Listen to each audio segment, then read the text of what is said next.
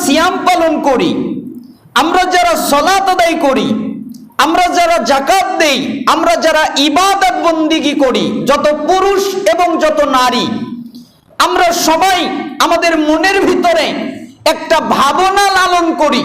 কি ভাবনা? আমি তো সালাত আদায় করি, আমি তো সহিহ আকীদায় এসেছি, আমি তো আহলুল হাদিস, আমি তো বুকে হাত বাঁধি, আমি তো রফুল ইদান করি, তাহলে তো আমি নাজাত পাবই, জান্নাতে যাবই, আমার জান্নাত ঠেকায় কে? ঠিক না? সবাই কিন্তু এটা মনে করে আমি জান্নাতে যাব। সবাই নিজেকে নিরাপদ মনে করে, সবাই মনে করে আমার কোনো ভয় নেই, আমার কোনো ডর নেই। অথচ রাসূলুল্লাহ সাল্লাল্লাহু আলাইহি সাল্লাম তিনিও নিজেকে নিরাপদ মনে করতেন না। হাদিসের মধ্যে এসেছে সহিহ বুখারীর ৬৪৬৩ নম্বর হাদিস, যেটা আন্তর্জাতিক ছাপা, আর ইসলামিক ফাউন্ডেশন যেটা তার ৬০১৯ নম্বর হাদিস। একটা মারাত্মক আশ্চর্যজনক হাদিস। আমি মাঝে মধ্যে এই হাদিসটা নিয়ে চর্চা করি, গবেষণা করি, আর ভাবি কি হবে আমার, কি হবে আমাদের, আমাদের অবস্থাটা, আমরা উম্মাহ কোথায় দাঁড়িয়ে গেছি, কি হবে? এত কঠিন বাক্য কেন মানুষ বোঝে না? যেখানে রাসূল সাল্লাল্লাহু আলাইহি সাল্লাম বললেন, লা ইউনাজ্জিয়া আহাদাম মিনকুম আমালুহু, হে দুনিয়ার লোক তোমরা শুনে রাখো, তোমাদের কারো আমল, তোমাদের কারো ইবাদত, তোমাদের কারো কর্ম, তোমাদের কারো আমল, তোমাদের সালাত, তোমাদের যাকাত, তোমাদের সিয়াম, তোমাদের হজ, তোমাদের জিকির আজকার, তোমাদের কোরআন তেলাওয়াত, যত ইবাদত করেছো, কোন ইবাদত তোমাদেরকে নাজাত দিবে না, তোমাদেরকে মুক্তি দিবে না, তোমাদেরকে রক্ষা করবে না, তোমাদেরকে বাঁচাবে না, তোমাদের কোনো আমলই তোমাদেরকে রক্ষা করবে না আল্লাহর জাহান্নাম থেকে। সাহাবীরা ভয় পেয়ে গেলেন। বলে কি? রাসূল সাল্লাল্লাহু আলাইহি সাল্লাম কি বাক্যটা বললেন? আমরা ইবাদত করছি জাহান্নাম থেকে বাঁচার জন্যে, জান্নাতে যাওয়ার জন্যে। যদি এই ইবাদতই আমাদেরকে না বাঁচায়, আমাদের কি হবে? তখন একজন সাহাবী জিজ্ঞেস করলেন, ওয়ালা আনতা ইয়া রাসূলুল্লাহ, হে আল্লাহর রাসূল, ইয়া রাসূলুল্লাহ, হে আল্লাহর রাসূল, আপনিও কি না? আমরা না হয় নাজাত পেলাম না, এটা নাই ঘটলো, আমাদের কথাটা ভিন্ন। আপনি আল্লাহর সবচেয়ে প্রিয় ব্যক্তি, সবচেয়ে সম্মানিত ব্যক্তি, আপনিও কি না? আপনার জন্য কি আলাদা নাকি একই? তখন তিনি বললেন, ওয়ালা আনা, আমি মুহাম্মদও না, আমি আমার আমলের মাধ্যমে মুক্তি পাবো না, আমি আমার আমলের মাধ্যমে নাজাত পাবো না, আমি আমার কর্মের মাধ্যমে নাজাত পাবো না। সাহাবীরা ভয় পেয়ে গেলেন। বলে কি? আল্লাহর রাসূল যদি নাজাতই না পায়, তিনি যদি না পায়, তো আমাদের কি হবে? তখন রাসূল সাল্লাল্লাহু আলাইহি ওয়াসাল্লাম বললেন, শোনো, ইল্লা আন ইয়াতাগাম্মাদানি আল্লাহু বিরাহমাতিন সাদ্দিদু ওয়া কারিবু ওয়াগদু ওয়া রূহু ওয়া শাইউম মিনাদ দুলজা ওয়াল কসদা তাবলুগু। শোনো, আল্লাহ তাআলা আমাকে তার রহমত দ্বারা আবৃত করে রেখেছেন, আমি আল্লাহর রহমতের কারণে মুক্তি পেয়ে যাব।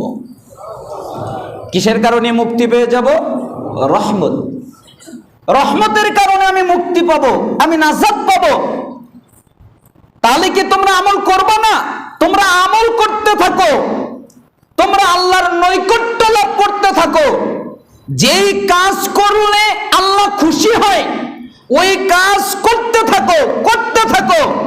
আর সকালে আল্লাহকে ডাকো, সন্ধ্যায় আল্লাহকে ডাকো, রাতের কিছু অংশে আল্লাহকে ডাকো। আর মধ্যম পন্থা অবলম্বন করো। মধ্যম পন্থা মানে কোরআন এবং হাদিসে যা আছে তাই করো, বাড়াবাও না, কমাবাও না। একটু বাড়িয়েও ইবাদত করার চেষ্টা করবা না, আবার কমিয়েও করার চেষ্টা করবা না, শরীয়তকে কমাবা না। কোরআন এবং হাদিসে যা আছে তা পালন করে চলবা। এটা হলো মধ্যম পন্থা। এই মধ্যম পন্থা তোমাদেরকে লক্ষ্যে পৌঁছিয়ে দেবে। তার মানে অত্র হাদিস দ্বারা বোঝা যায় যে আমরা ইবাদত তো থাকবেই, তার সাথে আরেকটা জিনিস লাগবে, সেটা হলো আল্লাহর রহমত। কি লাগবে? আল্লাহর রহমত। আল্লাহর রহমত ছাড়া মুক্তি পাওয়া সম্ভব নয়। সালাফরা এই হাদিসকে কত জটিল ভাবে বুঝতেন। আব্দুল্লাহ বিন আওন রাহিমাহুল্লাহ তিনি বলেন, শুআবুল ঈমান বাইহাকির 6930 নম্বর হাদিস, লা তাসিক বিকাসরাতিল আমাল ফাইন্নাকা লা তাদরি তুকবালু মিনকা আমলা ওয়ালা তামান যুনুবাক ফাইন্নাকা লা তাদরি হাল কুফিরাত আনকা আমলা ইন্না আমালাকা আনকা মুগায়্যাবুন মা তাদরি মাল্লাহু সানিউন ফীহি আজআলুহু ফী সিজ্জিন আমি আজআলুহু ফী আল্লিয়িন। তিনি বললেন যে হে দুনিয়ার লোকেরা সাবধান, তোমরা বেশি আমল নিয়ে আত্মতৃপ্তিতে ভুগো না। অনেক ইবাদত করেছো, অনেক আমল করেছো, তাই তোমরা খুশি হও না, আনন্দিত হও না। কেন জানো? তুমি যে ইবাদত করেছো ওটা কবুল হয়েছে না হয় নাই এটা তোমার জানা নাই, ঠিক না? সালাত যে আদায় করেছেন কবুল হয়েছে কি হয় নাই জানেন? এতদিন পর্যন্ত যত সালাত আদায় করলাম, এই পর্যন্ত এখন পর্যন্ত যতগুলো সিয়াম পালন করলাম, এগুলো কবুল হয়েছে না হয় নাই জানেন? জানা নাই। আপনি জানেনই না আপনার ইবাদত কবুল হয়েছে কিনা, তাহলে এত আনন্দিত কেন? কেন এত খুশি? কারণ আপনার জানা নেই। আচ্ছা বলেন তো, অনেকেই বলে সুবহানাল্লাহ বললে এত নেকি হয়, আলহামদুলিল্লাহ বললে এত নেকি হয়, আল্লাহু আকবার বললে এত নেকি হয়। জবানে খুব হালকা কিন্তু মিজানের পাল্লায় অনেক ভারী। সুবহানাল্লাহি ওয়া বিহামদিহি সুবহানাল্লাহিল আযীম, খুব দামি, এটা পড়লেই এত নেকি হয়। সালাফরা বলতেন তোমরা বুঝতে পেরেছো ঠিকই, উপরে উপরে গভীরতা বুঝতে পারোনি। এই বাক্যের অর্থ এটা নয়। এই বাক্যের অর্থ হলো সুবহানাল্লাহ পড়লে, সুবহানাল্লাহ কবুল হলে নেকি পাবে। যদি কবুল না হয় নেকি হবে? আপনি সালাত আদায় করলেন, সালাত কবুল হলো না, কয় নেকি? আপনি যাকাত দিলেন, যাকাত আল্লাহ কবুল করলো না, কয় নেকি? আপনি সুবহানাল্লাহ আলহামদুলিল্লাহ আল্লাহু আকবার আরো কিছু পাঠ করলেন, আল্লাহর কাছে পছন্দ না, আল্লাহ কবুল করলেন না, আপনার ইখলাসের ঘাটতি, যে কোনো ঘাটতির কারণে আল্লাহ পছন্দ করলেন না, নেকি হবে? নেকি কখন হবে? যখন কবুল হবে। এই জন্য সালাফরা বলতেন যে সওয়াব কবুলের উপরে নির্ভর। তোমার ওই ইবাদতটা যদি কবুল হয় তাহলে আল্লাহ তাআলা তোমাকে নেকি দান করবেন। অতএব আত্মতৃপ্তিতে ভোগো না, কারণ তুমি তো জানো না তোমার ইবাদত কবুল হয়েছে না হয় নাই। অতএব নিজের গুনার ব্যাপারে নিরাপদ বোধ করো না। নিজে পাপ করেছো, আল্লাহর কাছে তওবা করেছো, আল্লাহ আমাকে মাফ করে দেন, আল্লাহ আমাকে ক্ষমা করে দেন। আপনি ভাবলেন আল্লাহ তো আমাকে মাফ করে দিয়েছে, আল্লাহ তো আমাকে ক্ষমা করে দিয়েছে, এটা ভেবে আপনি নিরাপদ হয়ে গেলেন। সালাফরা বললেন এটা করো না। কেন জানো?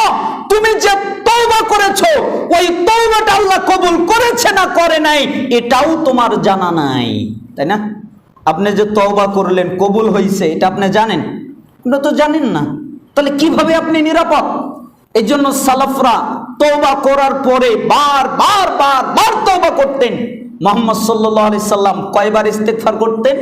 70 বারের অধিক, 100 বার তওবা করতেন, ইস্তেগফার করতেন। মুহাম্মদ সাল্লাল্লাহু আলাইহি সাল্লাম যিনাকে আল্লাহ তাআলা গুনাহ থেকে দূরে রেখেছিলেন, তিনি যদি এতবার করে থাকেন তো আমার আর আপনার কিরকম অবস্থা হতে পারে? এই জন্য নিরাপদ মনে করা যাবে না। ইবাদত কবুল হয়েছে কিনা এটাও আমরা জানি না, আবার গুনাহ থেকে ক্ষমা পাইছি কিনা এটাও আমরা জানি না। এরপর উনি বললেন, আব্দুল্লাহ বিন আওন বললেন, তোমাদের আমল তোমাদের কাছ থেকে গোপন রাখা হয়েছে। তোমাদের যত আমল আছে আল্লাহ এগুলোকে কি রাখছেন? গোপন রাখছেন। তোমাদের সাথে আল্লাহ কি আচরণ করবেন এটা তোমাদের জানা নাই। তিনি তোমাদের ইল্লিনও দিতে পারেন, তিনি তোমাদের সিজ্জিনও দিতে পারেন। তোমরা ইল্লিনে যাবে নাকি তোমরা সিজ্জিনে যাবে এটা তোমাদের জানা নাই। অতএব আত্মতৃপ্তিতে ভোগো না, আনন্দিত হইও না।